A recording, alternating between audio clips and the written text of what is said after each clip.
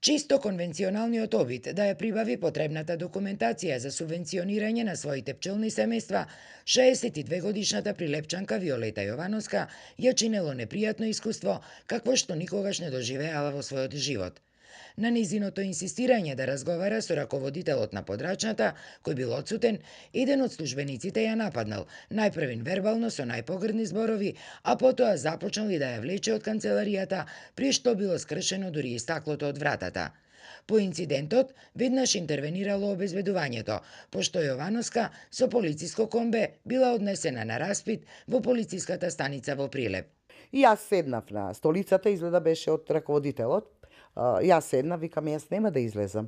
Доаѓа тој и ме фаќа за рамена, ме турка до вратата од канцеларијата и туркајчи ме, го крши стаклото и ми кажува дека јас сум го скршила стаклото со коленото или ташната.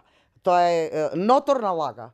Ме ставија во полициска кола, како најголемиот криминалец да сум јас на оваа држава. Јовановска е личност со сериозни срцеви проблеми, па овој немил настан и создал дополнителни здравствени реперкурсии, заради што морала итно да побара и лекарска помош. Јас сум болна особа која имам пред 10 години преживеан инфаркт. Стентирана сум. Јас кога се јавив во прва помош, мојата тензија беше 200 со 120. Значи можев реинфаркт да добијам. Следниот ден, кога отишла во полициската станица за да ја потпише изјавата, ја чекало ново непријатно изненадување. Записникот за инцидентот го немало. Одма до вечерта се интервенира кај началничката на полиција, кај инспекторите, вака и вака. И господинот имам сознание дека вади лекарско уверение дека бил во депресија.